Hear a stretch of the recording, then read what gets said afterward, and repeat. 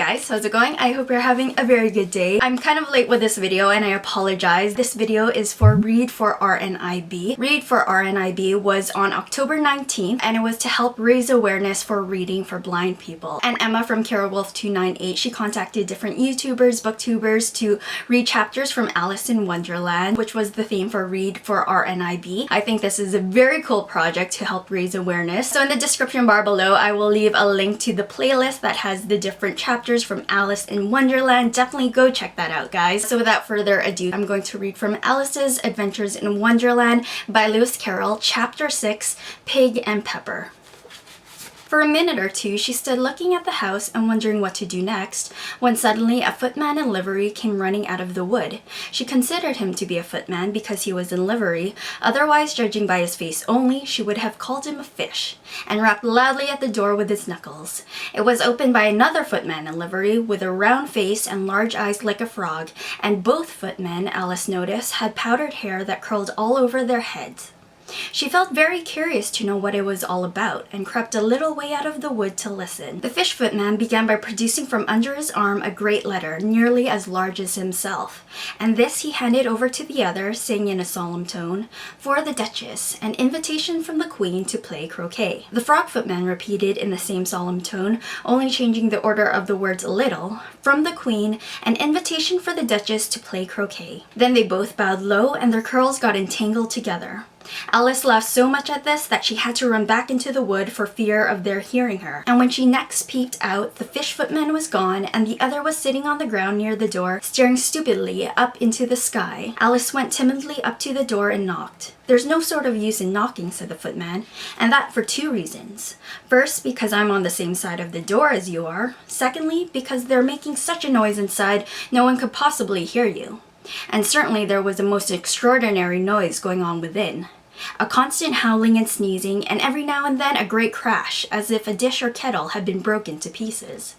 "Please then," said Alice, "how am I to get in?" "There might be some sense in your knocking," the footman went on without attending to her, "if we had the door between us. For instance, if you were inside, you might knock and I could let you out, you know." He was looking up into the sky all the time he was speaking, and this, Alice thought, decidedly uncivil. "But perhaps he can't help it," she said to herself. "His eyes are so very nearly at the top of his head, but at any rate he might answer questions. How am I to get in?" she repeated aloud. "I shall sit here," the footman remarked, "till tomorrow." At this moment the door of the house opened and a large plate came skimming out, straight at the footman's head.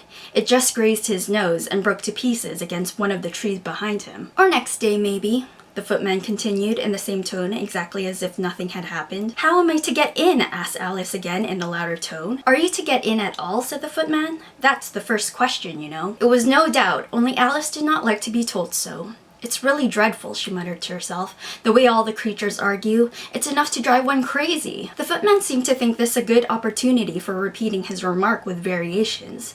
"I shall sit here," he said, "on and off for days and days." "But what am I to do?" said Alice.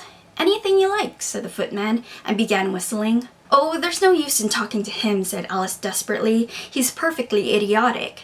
And she opened the door and went in. The door led right into a large kitchen, which was full of smoke from one end to the other. The Duchess was sitting on a three-legged stool in the middle, nursing a baby. The cook was leaning over the fire, stirring a large cauldron, which seemed to be full of soup. "There's certainly too much pepper in that soup," Alice said to herself, as well as she could for sneezing. There was certainly too much of it in the air. Even the Duchess sneezed occasionally, and as for the baby, it was sneezing and howling alternately without a moment's pause. The only things in the kitchen that did not sneeze were the cook and a large cat, which was sitting on the hearth and grinning from ear to ear. "Please, would you tell me," said Alice, a little timidly, for she was not quite sure whether it was good manners for her to speak first, "why your cat grins like that?" "It's a Cheshire cat," said the Duchess, "and that's why." "Pig!" She said the last word with such sudden violence that Alice quite jumped, but she saw in another moment that it was addressed to the baby and not to her, so she took courage and went on again. "I didn't know that Cheshire cats always grinned. In fact, I didn't know that cats could grin." "They all can," said the Duchess, "and most of them do." "I don't know of any that do," Alice said very politely, feeling quite pleased to have got into a conversation. "You don't know much," said the Duchess, "and that's a fact." Alice did not at all like the tone of this remark, and thought it would be as well to introduce some other subjects of conversation. While she was trying to fix on one, the cook took the cauldron of soup off the fire and at once set to work throwing everything within her reach at the Duchess and the baby. The fire irons came first, then followed a shower of saucepans, plates, and dishes. The Duchess took no notice of them even when they hit her, and the baby was howling so much already that it was quite impossible to say whether the blows hurt it or not. "Oh, please, mind what you're doing," cried Alice, jumping up and down in an agony of terror. "Oh, there goes his precious nose!" An unusually large saucepan flew close by it and very nearly carried it off. "If everybody minded their own business," the Duchess said in a hoarse growl, "the world would go round a deal faster than it does." "Which would not be an advantage," said Alice, who felt very glad to get an opportunity of showing off a little of her knowledge. "Just think of what work it would make with the day and night. You see, the Earth takes 24 hours to turn round on its axis." "Talking of axes," said the Duchess, "chop off her head." Alice glanced rather anxiously at the cook to see if she meant to take the hint, but the cook was busily stirring the soup and seemed not to be listening. So she went on again. 24 hours, I think. Or is it 12? Oh, don't bother me," said the Duchess. "I never could abide figures."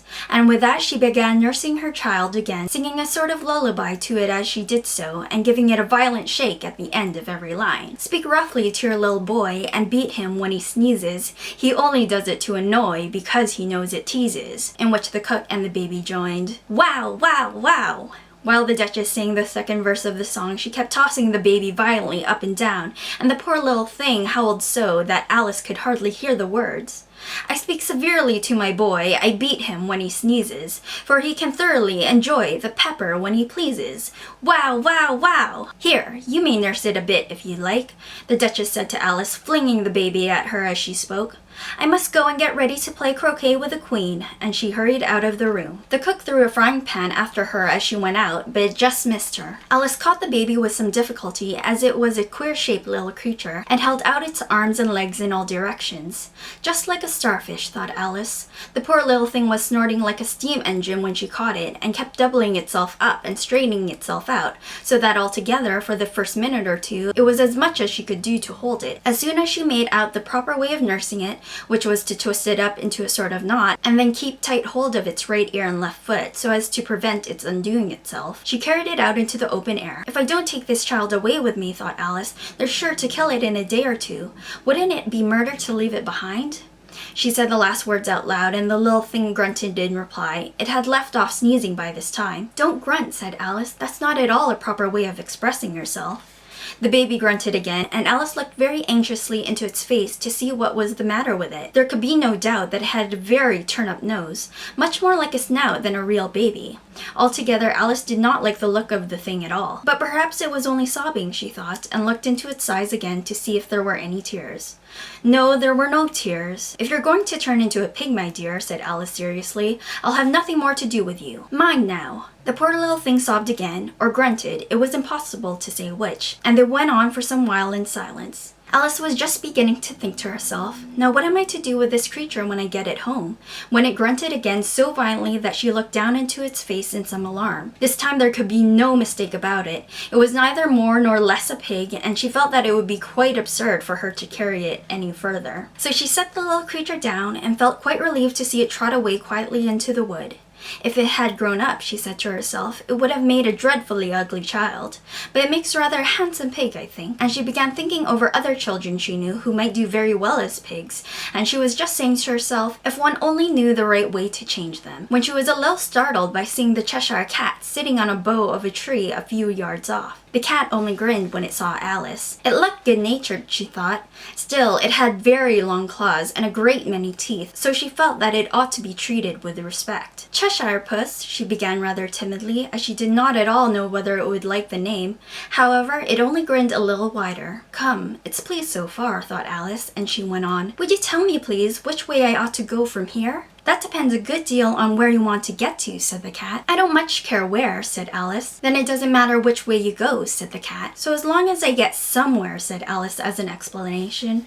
Oh, you're sure to do that, said the cat, if you only walk long enough. Alice felt this could not be denied, so she tried another question. What sort of people live about here? In that direction, the cat said, waving its right paw round, lives a hatter. And in that direction, waving the other paw, lives a March hare. Visit either you like, they're both mad. But I don't want to go among mad people, Alice remarked. Oh, you can't help that, said the cat. We're all mad here. I'm mad, you're mad. How do you know I'm mad? Said Alice. You must be, said the cat, or you wouldn't have come here. Alice didn't think that proved it at all. However, she went on, and how do you know that you're mad? To begin with, said the cat, a dog's not mad. You grant that? I suppose so, said Alice. Well then, the cat went on, you see, a dog growls when it's angry and wags its tail when it's pleased. Now I growl when I'm pleased and wag my tail when I'm angry. Therefore, I'm mad. I call it purring, not growling, said Alice. Call it what you like, said the cat. Do you play croquet with the queen today? I should like it very much, said Alice, but I haven't been invited yet. You'll see me there, said the cat, and vanished. Alice was not much surprised at this. She was getting so used to queer things happening. While she was looking at the place where it had been, it suddenly appeared again. By the by, what became of the baby? Said the cat. I'd nearly forgotten to ask. It turned into a pig, Alice quietly said, just as it had come back in a natural way. I thought it would, said the cat, and vanished again. Alice waited a little, half expecting to see it again, but it did not appear, and after a minute or two she walked on in the direction in which the March hare was said to live. I've seen hatters before, she said to herself. The March hare will be much the most interesting, and perhaps as this is May, it won't be raving mad, at least not so mad as it was in March. As she said this, she looked up and there was the cat again, sitting on a branch of a tree.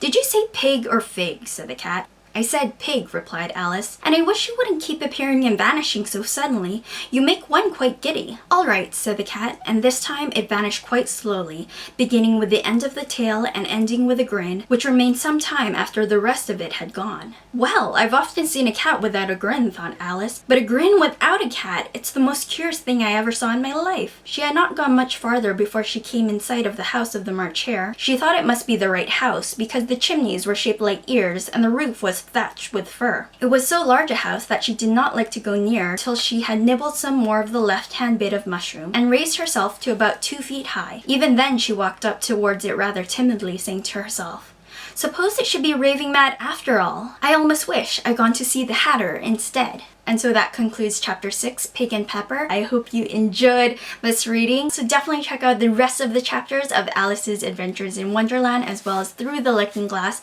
by Lewis Carroll. I will leave links and information to RNIB down in the description bar below, so definitely check that out, guys. I will talk to you guys later. Have a good one. Bye!